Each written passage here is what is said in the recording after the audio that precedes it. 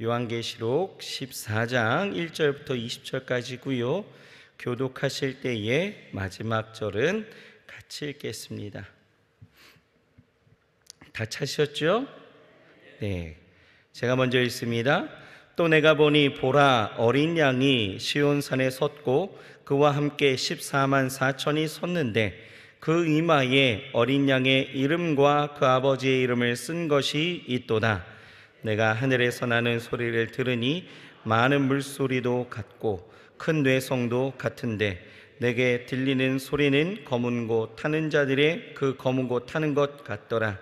저희가 보좌와 내 생물과 장로들 앞에서 새 노래를 부르니 땅에서 구속함을 얻은 14만 4천인 밖에는 능히 이 노래를 배울 자가 없더라. 이 사람들은 여자로 더불어 더럽히지 아니하고 정절이 있는지라. 어린 양이 어디로 인도하든지 따라가는 자며 사람 가운데서 구속을 받아 처음 익은 열매로 하나님과 어린 양에게 속한 자들이니 그 입에 거짓말이 없고 흠이 없는 자들이었더라. 보니 다른 천사가 공중에 날아가는데 땅에 거하는 자들 곧 여러 나라와 족속과 방언과 백성에게 전할 영원한 복음을 가졌더라. 그가 큰 음성으로 가로되 하나님을 두려워하며 그에게 영광을 돌리라. 이는 그의 심판하실 시간이 이르렀음이니 하늘과 땅과 바다와 물들의 근원을 만드신 이를 경배하라 하더라.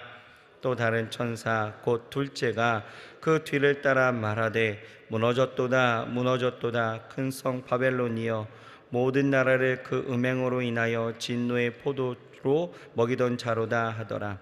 또 다른 천사 곧 셋째가 그 뒤를 따라 큰 음성으로 가로되 만일 누구든지 짐승과 그 우상에게 경배하고 이마에나 손에 표를 바르면 그도 하나님의 진노의 포도주를 마시리니 그 진노의 잔에 섞인 것이 없이 부은 포도주라.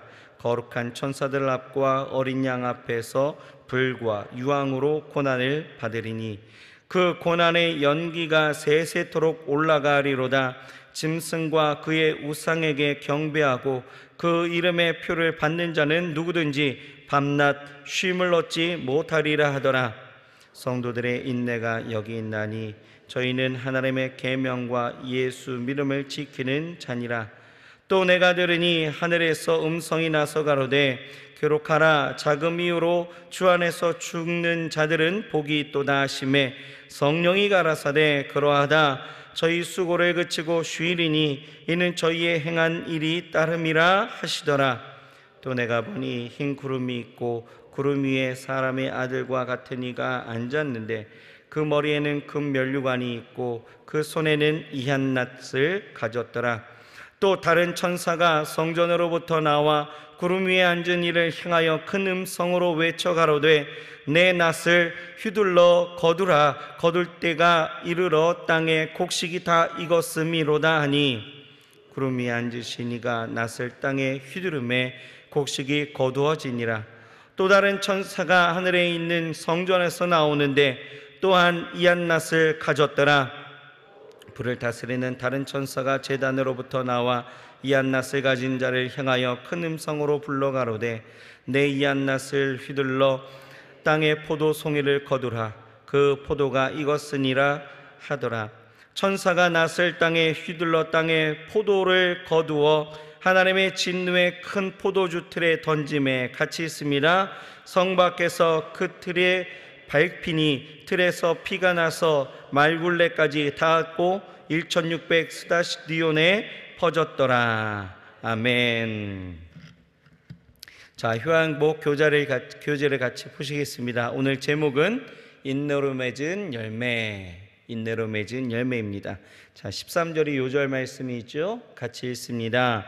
또 내가 들으니 하늘에서 음성이 나서 가로되 기록하라. 작은 이유로 주 안에서 죽는 자들은 복이 있도다 하시매 성령이 가라사대 그러하다. 저희 수고를 그치고 쉬리니 이는 저희의 행한 일이 따름이라 하시더라. 우리 내용을 같이 읽습니다. 맛있는 과일은 저절로 맺히지 않는다. 탐스러운 열매는 뜨거운 여름 태양과 비바람을 통과한 결과이다. 이처럼 우리의 믿음도 고난을 이겨내야 영광의 면류관이 있다. 우리는 본장을 통해 비록 지상에서 대환란을 겪지만 믿음의 인내를 통해 승리하는 하나님의 백성들을 보게 된다. 사단과 적그리스도 그리고 거짓 선지자가 지상에 나타나 사람들을 핍박할 때 지상에 남은 사람들은 두 가지 선택에 직면하게 된다. 인내함으로 신앙을 지키거나 짐승의 표를 받는 것이다. 당장의 두려움을 피하기 위해 짐승의 표를 받는다면 순간은 모면하겠지만 그 결과는 불과 유황의 영원한 심판이다. 그러나 핍박과 억압 중에도 예수 믿음을 지키는 자는 하나님이 주시는 참된 안식을 얻고 복된 자라는 인정을 받는다. 또한 하늘의 시온산에서 하나님을 찬양하는 많은 사람들과 더불어 예수 그리스도의 성호를 높이는 영광을 누릴 것이다. 믿음을 지키기 위해 인내해야 하는 상황은 대환란 때만 있는 것이 아니다. 우리도 세상에서 오직 예수의 신앙으로 살아가려면 많은 저항과 어려움을 겪게 된다. 사랑하는 가족과 친구로부터 외면당할 수 있다. 혹은 직장에서 불이익을 당할 수도 있다. 그러나 이 세상으로 끝이 아니라 영원한 심판이 있음을 알기 때문에 끝까지 믿음으로 이겨야 한다. 믿음을 지키는 것은 사랑하는 예수님을 위해 순결을 지키는 것과 같다. 믿음을 지키기 위해 평생을 카타콤에 살았던 초대교회 성도들처럼 당장의 어려움을 미워하지 말고 인내함으로 이기자. 세상 종말은 매우 임박해 있다. 오늘이 마지막이라는 생각으로 믿음의 순결을 지키면 주님은 우리를 흠없는 자로 인정해 주신다. 아멘. 자, 오늘 읽은 요한계시록 14장이 우리에게 주시는 교훈을 몇 가지로 정리하고 또 생각해 보겠습니다. 첫째로, 여러분, 하나님께서 택함을 받은 성도는 결코 구원에서 낙오되지 않는다라는 것을 우리에게 오늘 가르치고 있죠. 1절을 보게 되어지면 사도 요한이 아주 장엄한 광경을 보고 있습니다. 이는 어린 양이 시온산에 선 장면인데요, 여기서 어린 양은 바로 예수 그리스도를 말하고 있고, 시온산은 하나님의 거룩한 산, 영광으로 풍성한 장소를 가리키고 있습니다. 그런데 그의 시선에는 이 시온산에 그리스도와 함께 선 자들을 보고 있는데, 그들이 누구냐? 바로 하나님의 인침받은 14만 4천의 사람들이었습니다. 이 14만 4천인에 대한 환상은 이미 요한계시록 7장에서 우리가 보고 있었죠. 요한계시록 7장에서는 이 14만 4천이 어떻게 등장하고 있냐 하면 큰 환란을 앞두고 있었던 장면을 우리가 보게 되어집니다. 여기서 14만 4천은 이제 그들이 큰 환란을 통과한 후에 하늘의 축복과 보상을 받는 장면을 오늘 우리는 보고 있는 것입니다. 우리가 어제 13장에서 보았던 것처럼 사단은 모든 수단과 방법을 가리지 않고 성도들로 하여금 하나님께 충성하지 못하도록 회방합니다. 두 짐승이 등장하였죠. 이는 곧 적그리스도와 거짓 선지자를 통해서 성도들을 핍박하거나 넘어지도록 온갖 술수와 간계로 미혹하는데, 이때 하나님이 성도들에게 요구하는 것은 바로 무엇이었습니까? 인내와 믿음이었죠. 그래서 계시록 13장 10절에서도 사로잡는 자는 사로잡힐 것이요 칼로 죽이는 자는 자기도 마땅히 칼에 죽으리니 성도들의 인내와 믿음이 여기 있느니라 라고 말씀하고 있습니다. 또 오늘 12절을 보게 되어져도 성도들의 인내가 여기 있나니 저희는 하나님의 계명과 예수 믿음을 지키는 자니라 라고 말씀하고 있습니다. 인내와 믿음이라는 거죠. 그런데 지금 이 요한은요, 환상 중에 그렇게 하나님께 인침받은 14만 4천인이 그리스도와 함께 승리자가 되어져서 시온산, 즉 하나님의 나라에 선 것을 보고 있었다라는 것입니다. 여러분, 여기서 우리가 깨달은 것이 무엇입니까? 여러분, 환란을 통과할 때 인침받았던 이 14만 4천 명, 그리고 승리의 계가를 부르는 14만 4천 명, 요한계시록 7장에서의 14만 4천 명, 이 환란을 준비하던 자들, 그리고 환란을 통과했던 14만 4천 명, 여기서 우리가 깨닫는 것은 무엇입니까? 어떤 한 명도 빠짐이 없었다라는 거예요. 환란을 지나왔던 14만 4천이 그대로 그 영광의 땅에 그리스도와 함께 서 있는 것입니다. 여러분, 14만 3천 명이 아니에요. 그리고 14만 3,999명도 아니었다라는 거예요. 무슨 얘기냐? 하나님은 한번 구원하기로 택하신 자에 대해서는 끝까지 책임져 주시고 당신의 택한 백성은 결단코 한 사람도 잃지 않으신다라는 것입니다. 그런 마음을 우리는 어디서 발견할 수 있습니까? 바로 로마서 8장을 보게 되어지면 사도 바울의 위대한 선언을 우리가 보게 되어지죠. 31절부터 보게 되어지면 뭐라고 이야기하느냐? 하나님이 우리를 위하시면, 이렇게 말하면서 네 가지를 강조하고 있었다라는 거예요. 무엇이냐? 첫째는 하나님이 우리를 위하시면 누가 우리를 대적하리요? 이렇게 나와 있어요. 누가 우리를 대적하리요? 또 하나님이 우리를 위하시면 누가 송사하리요? 이렇게 나와 있습니다. 또 세 번째는 하나님이 우리를 위하시면 누가 정죄하리요? 이렇게 나와 있어요. 그리고 마지막 넷째는 하나님이 우리를 위하시면 누가 우리를 그리스도의 사랑에서 끊으리요? 이렇게 나와 있습니다. 저는 여기에다가 한 가지 좀 단어를 더 첨부하고 싶다라면 감히 이렇게 넣고 싶은 거예요. 하나님이 우리를 위하시면 감히 누가 우리를 대적하고 송사하고 정죄하고 그 그리스도의 사랑에서 끊을 수 있겠느냐? 이런 거예요. 끊을 수 없다라는 것이죠. 여러분, 이 네 가지를 보면 하나님이 어떤 환난과 핍박 속에서도 우리를 어떻게 하셔요? 보호하시는 거예요. 우리를 그 그리스도의 사랑에서 끊지 않으시고 끝까지 붙드심을 말씀하고 있다라는 것이죠.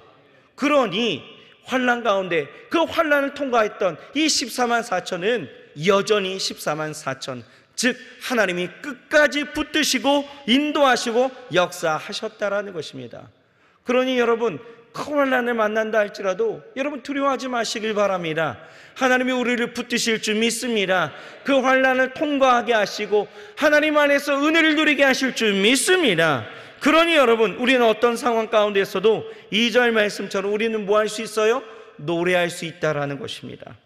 2절에 뭐라고 나와 있습니까? 내가 하늘에서 나는 소리를 들으니 많은 물소리도 같고 큰 뇌성도 같은데 내게 들리는 소리는 검은 고 타는 자들의 그 검은 고 타는 것 같더라. 이렇게 말씀하고 있어요. 그 노래를 지금 누가 하고 있어요? 3절 말씀해 봤더니 저희가 보좌와 내 생물과 장로들 앞에서 새 노래를 부르니 땅에서 구속함을 얻은 14만 4천인 밖에는 능히 이 노래를 배울 자가 없더라. 이렇게 말씀하고 있죠. 바로 구원을 얻은 이 14만 4천이 노래하게 되는 것입니다. 여러분, 하나님은 완벽하고 또 완전한 승리자이십니다. 우리로 하나님은 구원하셔서 반드시 이렇게 노래하게 하실 줄 믿습니다. 그러니 어떠한 사단의 유혹과 미혹 속에서도 어떤 핍박과 관계 속에서도 여러분 믿음으로 승리하시길 주의 이름으로 축원합니다. 또 그 일들이 우리에게 계속되어진다 할지라도 여러분 끝까지 인내하며 나아가시길 주의 이름으로 축원합니다. 자, 그러면 믿음과 인내로 살아가는 우리는 어떤 의식을 갖고 살아가야 되느냐? 자, 두 번째 우리가 깨닫는 것은 바로 그거예요. 우리는 임박한 최후의 심판에 대한 의식을 갖고 살아가야 된다라는 것입니다. 오늘 6절 말씀을 보게 되어지면 사도 요한의 그 시선은요, 한 천사로 옮겨지게 되어지죠. 그 천사는 나라와 족속과 방언과 백성에게 전할 영원한 복음을 전하기 위해 날아가는 것입니다. 그리고 7절 말씀을 보면 복음을 가지고 날아가는 천사가요, 큰 소리로 외칩니다. 뭐라고 외치느냐? 하나님을 두려워하며 그에게 영광을 돌려라, 이렇게 외치는 거예요. 왜 그렇습니까? 왜 하나님을 두려워하면서 그에게 영광을 돌리라고 외치고 있어요? 왜요? 그의 심판하실 시간이 임박했다라는 거예요. 다시 말해서 하나님의 심판의 때가 임박했기 때문에 속히 회개하고 돌이켜 하나님을 믿으라라는 거죠. 여러분, 복음은 하나님의 구원하심을 말하면서 동시에 임박한 심판을 선포하는 구원의 기쁜 소식입니다. 이렇게 복음에는 양면성이 있어서 한편으로는 구원의 소식인 동시에 그것을 거부하는 자에게는 심판의 소식이기도 하더라라는 거예요. 그러므로 지혜로운 성도는 세상 사람들에게 복음을 전하되 자신들 스스로도 이 최후의 심판이 임박했다는 그 의식을 갖고 살아가야 된다라는 것입니다. 여러분, 적어도 초대교회는 그랬다라는 거예요. 야고보서 5장 9절에 보면 이렇게 나와 있습니다. 보라, 심판자가 문 앞에 서 계시느니라, 이렇게 말하고 있어요. 초대교회 성도들은 이런 의식으로 자신의 그 신앙을 점검하고 믿음으로 인내하면서 살았다라는 거죠. 심판이 곧 임박했다라는 것. 그런데 문제는 뭡니까? 초대교회 이후에 지금 2000년이 지나게 되어지면서 이렇게 긴 세월이 흐르다 보니 어떤 사람들은 에이, 하나님의 심판이 어디 있어? 이렇게 생각하는 사람들도 있고요. 또는 하나님의 심판 가운데에서 무뎌진 마음들, 너무 오래되다 보니 뭐 맨날 온다고 하면서 오지도 않고 이러면서 무뎌진 마음으로 사는 사람들이 있었다라는 것이에요. 그러나 여러분, 시간의 개념을 우리는 잘 알아야 합니다. 성경에 보면 뭐라고 이야기하고 있습니까? 베드로서 3장 8절을 보면 이렇게 말하고 있죠. 사랑하는 자들아, 주께는 하루가 1000년 같고 1000년이 하루 같은 이 한 가지를 뭐하래요?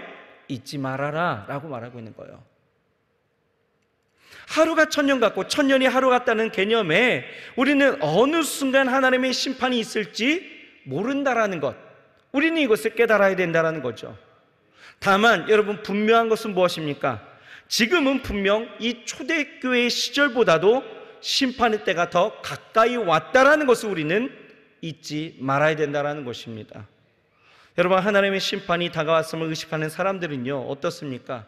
결코 이 세상에서 안일한 삶을 살지 않아요. 세상 속에 함몰되어져서 세상 사람들과 같이 살지 않는다라는 거예요.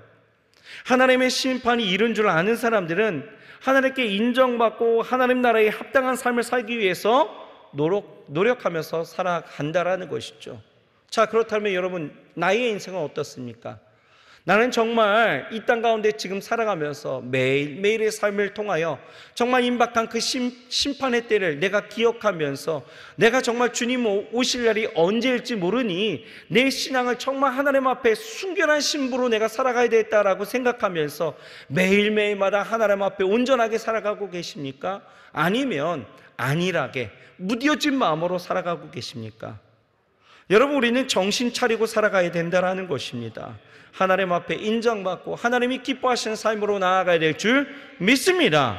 여러분, 8절 말씀을 보면 둘째 천사가 뭐라고 하냐면 여러분, 이렇게 이야기하죠. 무너졌도다 무너졌도다 큰 성 바벨론이여 라고 이야기합니다. 무슨 얘기입니까? 바벨론의 이 파멸을 선언하는데, 바벨론이 무엇입니까?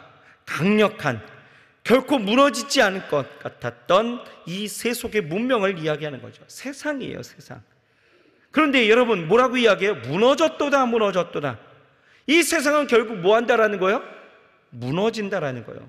그러니 여러분, 이 세상이 영원할 것 같고 이 세상이 영원하리라 염원하면서 정말 이 세상 것에 우리가 취하여서 매여 살지 말기를 주의 이름으로 축원합니다. 세상은 무너져요. 영원할 것 같지만 여러분, 이것은 다 무너진다라는 것이죠. 세상이 주는 가치와 생각으로 여러분의 그 삶에 정말 세상 것들로 여러분 물들지 않도록 여러분 날마다 우리의 인생을 간검하며 살아가야 될 줄 믿습니다. 여러분, 남들처럼 화려하지 못한다고, 남들보다 쾌락을 누리지 못한다고 불평하고 원망하지 마시기 바랍니다. 주님의 나라 곧 임하실 줄 믿습니다. 그런데 더욱 중요한 것은 바로 이거예요. 9절에서 11절 우리가 같이 한번 읽어볼까요? 9절에서 11절 시작. 또 다른 천사 곧 셋째가 그 뒤를 따라 큰 음성으로 가르되 만일 누구든지 짐승과 그 우상에게 경배하고 이마에나 손에 표를 받으면 그도 하나님의 진노의 포도주를 마시리니 그 진노의 잔에 섞인 것이 없이 부은 포도주라. 거룩한 천사들 앞과 어린 양 앞에서 불과 유황으로 고난을 받으리니 그 고난의 연기가 세세토록 올라가리로다. 짐승과 그의 우상에게 경배하고 그 이름의 표를 받는 자는 누구든지 밤낮 쉼을 얻지 못하리라 하더라. 이것은 짐승을 섬기는 어때요? 세상의 유혹과 미혹에 넘어간 자들에 대한 최후의 심판을 우리에게 예고하고 있다는 거예요. 여러분, 이 예고를 통해서 하나님의 진노가 얼마나 무서운지를 알 수 있는 것이 사단과 그 하수 있는 짐승과 그를 따르는 자들은 영원한 고통에 임하게 되어진다라는 것입니다. 그러면 여러분, 천사는 여기서 왜 악인들에 대한 심판을 경고하고 있습니까? 악인들로 하나님의 최후의 심판의 경고를 듣고 회개하도록 하기 위함일까? 맞죠. 그런데 그것은 너무나 표면적인 이유이고요, 이 말씀을 하신 의도는 또 다른 면이 있다라는 것입니다. 뭘까요? 여러분, 이 지금 서신을 읽고 있는 사람들은 누구입니까? 악인들입니까? 아니죠. 누구예요? 성도들입니다. 성도들을 위해서 이 글을 썼다라는 거예요. 따라서 이 심판의 경고를 보는 것은 성도들이죠. 그러니 이 의도는 분명해지는 것입니다. 뭡니까? 성도들로 하여금 악인의 심판 경고를 듣고 세상에 핍박이 오더라도, 당장은 어려울지 몰라도 내 나중은 심히 창대하게 되어지는, 내 나중은 반드시 그 심판에서 하나님이 나를 건지시고 나를 하나님의 나라 가운데 서게 하실 것이니, 지금은 비록 어렵더라도 기뻐하고 그리고 하나님 안에서 인내하며 살기를 위함이었더라는 것입니다. 그러면서 동시에 성도들에게 뭐하고 있어요? 이 심판의 자리에 앉지 않도록 지금 경고하고 있다라는 것입니다. 여러분, 이 글을 읽고 있었던 초대교회 성도들은요, 엄청난 핍박과 세속적 유혹 속에 있었던 까닭에 자칫 신앙을 버리고 세상을 떠나갈 수도 있었다라는 것입니다. 왜요? 황제를 숭배하지 않았다라는 그 이유 때문에. 여러분, 어떤 일들이 있은 줄 아십니까? 굶주린 사자와 겨루게 함으로써 사람들의 거리로 만들기도 했고, 마침내는 사자의 밥이 되게 하였다라는 거예요. 황제에게 숭배하지 않았기 때문에. 또 성도들의 몸을요, 어둠을 밝히는 횃불로 만들어 썼다라는 거예요. 그러니 이와 같은 죽음의 위협 속에 고민하는 사람들이 있었을까요? 없었을까요? 있었죠. 그래서 하나님은 이 불신과 배교의 결과가 무엇인지 분명하게 보여줌으로써 우리가 끝까지 견디고 인내하며 믿음으로 승리하길 원하셨다라는 거예요. 다만 무조건 참는 것이 아니라 하나님이 우리를 붙드신다라는 것을 우리에게 보여주고 있다라는 것입니다. 그러니 여러분, 인생 가운데 고난이 있고 이 세대 가운데에서 어려움이 있다 할지라도 여러분, 결코 그것 때문에 믿음을 저버리고 어려워하고 낙심하고 절망하면서 인생 가운데 여러분 떠나가는 일들이 없기를 주의 이름으로 축원합니다. 하나님은 우리로 인내하고 그리고 믿음을 지키며 살기를 원하신다라는 거예요. 그러니 여러분, 끝까지 견디어서 정말 하나님의 앞에 온전케 되어지고 그리고 그 거룩한 시온산에 함께 설 수 있는 저와 여러분들이 되어야 할 줄 믿습니다. 함께 섰던 14만 4천, 우리는 하나님이 택하신 거룩한 백성이 되어준 줄 믿습니다. 날마다 승리하시길 주의 이름으로 축원합니다. 기도하겠습니다. 하나님 감사합니다. 아버지 하나님이 어떠한 시련과 어떠한 시험 그리고 고통과 고난이 따른다 할지라도 그 환난이 아버지 하나님 우리를 무너뜨리지 못하도록 우리를 늘 붙드시고 인도하신 줄 믿습니다. 아버지 하나님이여, 견디는 자, 이기는 자가 되어준 줄 믿습니다. 믿음으로 인내하며 끝까지 승리하며 살아갈 수 있도록 주여 도와 주시옵시사. 아버지 하나님이여, 우리가 견디는 것, 그것이 고통 가운데 있다 할지라도 아버지 하나님이여, 마침내 이루실 일들을 바라보며 우리 기쁨으로 승리할 수 있도록 인도하여 주시옵시고 넉넉히 이기며 살아갈 수 있도록 역사하여 주시옵소서. 하나님 함께 하심을 믿습니다.